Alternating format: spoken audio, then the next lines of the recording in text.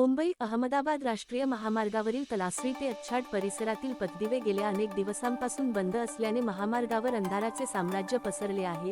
तसेच पुलांवरील बोगद्यांतील दिवेही बंद असल्याने वाहनचालक, प्रवासी आणि पादचाऱ्यांना मोठ्या अडचणींचा सामना करावा लागत आहे। अंधारामुळे दुचाकीस्वार व पादचाऱ्यांच्या सुरक्षिततेचा प्रश्न निर्माण झाला असून अपघाताचा धोका वाढला आहे। हा मार्ग अत्यंत वर्दळीचा असून येथे अवजड वाहने आणि मालवाहू ट्रकची सतत ये-जा सुरू असते।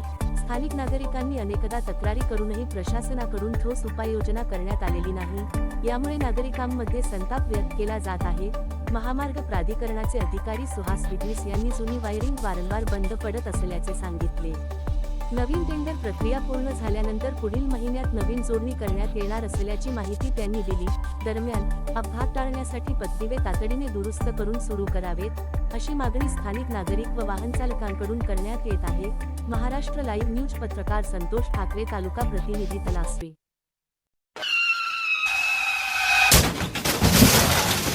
आता गाडीवर मोबाईल नंबर नाही तर इमर्जन्सी QR कोड लावा, जे तुम्हाला अडचणीच्या वेळी मदत करेल।